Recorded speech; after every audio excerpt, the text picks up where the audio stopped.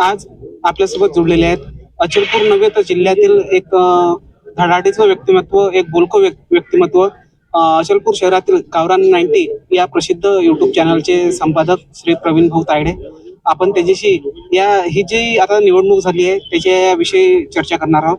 दादा, सर्वप्रथम तुमचं CS24 मध्ये स्वागत आहे. धन्यवाद. आणि आता जी ही निवडणूक झाली आहे इथे भाजपचा जरी नगराध्यक्ष निवडून आला, पण भाजपला नगरसेवक निवडणुकीमध्ये मोठा पराभवाचा सामना करावा लागला. भाजप पक्षश्रेष्ठी हा पराभव मान्य करत नसले तरी सामान्य कार्यकर्ता थोडा दुखावलेला आहे. कसं पाहता यावर? काहीच नाही, हे लोकशाही आहे. हे एक लोकशाही आहे आणि लोकशाहीत ह्या गोष्टी होतील. म्हणजे ज्या पद्धतीने प्रश्न विचारला की बा खालचे कार्यकर्ते पडले, अरे वरचा काँग्रेसचा उमेदवार पडला ना. इत्तेशाम नबील आणि शाकीर भाऊच्या मनात जर युती झाली असती, आज विजयाचा फरक काय 1500-1800 राहिलं असतं. त्याच्यापेक्षा म्हणजे एका इकडे जर वातावरण असतं तर बाकीची जी अँटी बीजेपी आहे त्याच्या इकडे गेले असते.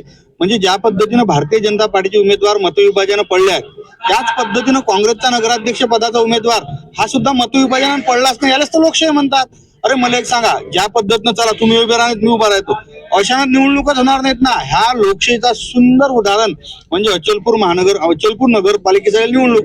हिंदूच्या मतविभाजनानं मुसलमान निवडून आले, मुसलमानाच्या मतविभाजनानं हिंदू निवडून आले. हे लोकशाही आहे. याचं काही दुःख वाटून घ्यासारखं काहीच कारण नाही आहे. पण भाजपचे जे कार्यकर्ता आहे, सामान्य कार्यकर्ता, हे सोशल मीडियावर थोडे व्यक्त होत आहेत.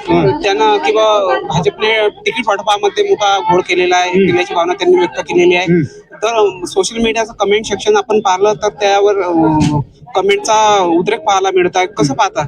नाही, कसं आहे, सोशल मीडिया हे प्रत्येकाला अभिव्यक्ती स्वातंत्र्य दिलं आहे. सोशल मीडियाच्या माध्यमातून कॉमेंट लोक करतीलच, कॉमेंट करतील. सगळ्यात पहिले तुम्ही फक्त नुसतं भाजपचे पडलेले उमेदवार पाहू नका, काँग्रेसचा पडलेला किंवा MIMचा पडलेला नगराध्यक्ष पदाचा उमेदवार पाहा ना. मतविभाजन हा सब्जेक्टच नाही आहे. हे सुंदर लोकशाहीचं उदाहरण आहे. याच्यामुळे तो पडला आणि त्याच्यामुळे हा निवडून आलेला आहे. कॉमेंटचं प्रत्येक जण करणार. जेव्हापर्यंत तुम्ही परिपक्व राजकारणी होणार नाही किंवा राजकारणात माणूस पडला म्हणून मी उद्विग्न होऊन त्याच्यावर कोणती कॉमेंट करीन, असा काहीच विषय नसते. विषय हा असते की लोकशाहीमध्ये मतविभाजन होणे आहे आणि प्रत्येकच माणूस जर मी उभा केला, चला भारतीय जनता पार्टी म्हणजे काय, भारतीय जनता पार्टीवर उभा राहिला म्हणजे निवडून येतेच, हा साऱ्यात पहिले लोकांचा गैरसमज निघून गेलाय. भारतीय जनता पार्टीसाठी आणि स्थानिक वार्डात तुमच्या विकासासाठी कोणतं योगदान आहे हे लोकांनी पाहिल्याचे उदाहरण सुंदर एक सांगतो. एक 15 मधून त्या ठिकाणून कल्लू महाराज दीक्षित सारखा एक माणूस निवडून आलेला आहे, जो माणूस 8व्यांदा नगरसेवक झालाय. त्या ठिकाणी भारतीय जनता पार्टीचा उमेदवार होता. म्हणजे भारतीय जनता पार्टीने तिकीट दिलं म्हणून निवडून येते, हा टोटल गैरसमज काढून टाका. आणि मतविभाजन हा चॅप्टरच नाही. तुम्ही कोण्या पद्धतीनं तुमच्या वार्डासाठी योगदान देता, त्या वार्डात तुमचं काय काम आहे हे पण लोक मतदान करतात. आता येणारी जी जिल्हा परिषद पंचायत समिती निवडणूक आहे, ही भाजप कशा प्रकारे समोर जाईल असं काय वाटतं तुम्हाला पत्रकार मतांनी? पत्रकार मतांनी तर मला असं वाटतं, ज्या पद्धतीने सोशल मीडियावर सध्या सब्जेक्ट चालू आहे, भारतीय जनता पार्टीचे पक्षश्रेष्ठी नक्की याच्यावर विचार करतील आणि जे इच्छुक आणि एकदम पात्र उमेदवाराला भारतीय जनता पार्टी नक्की तिकीट देईल.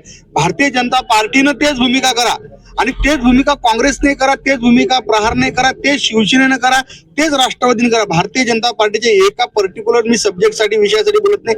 सुंदर लोकशाही जर करायचं असेल तर पक्षनिष्ठ आणि वस्तुनिष्ठ व्यक्तिमत्व जर त्या ठिकाणी आलं तर निवडणुकीची मजा येईल ना राजावने. एकतर्फी जर निवडणूक झाली तर सारे जण भाजपचं तिकीट घेतील, बाकी पक्षाला झोपी जातील ना.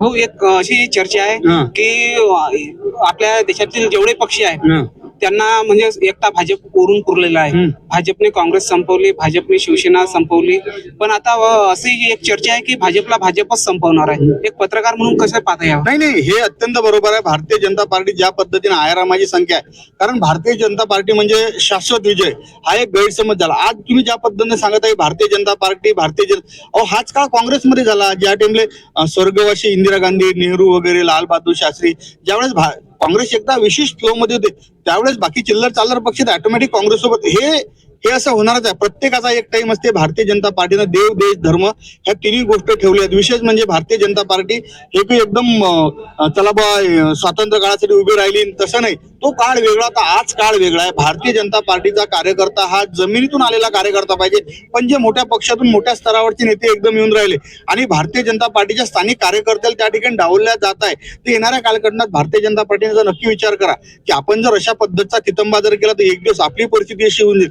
नाही तर काय भारतीय जनता पार्टी ए आणि भारतीय जनता पार्टी बी असं व्हायला नको.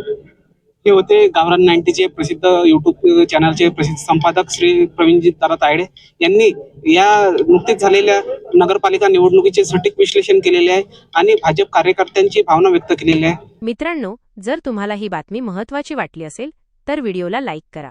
अशाच ताज्या आणि सडेतोड बातम्या सर्वात आधी पाहण्यासाठी आपल्या CS24 न्यूज चॅनलला नक्की सबस्क्राईब करा आणि बेल आयकॉन दाबायला विसरू नका.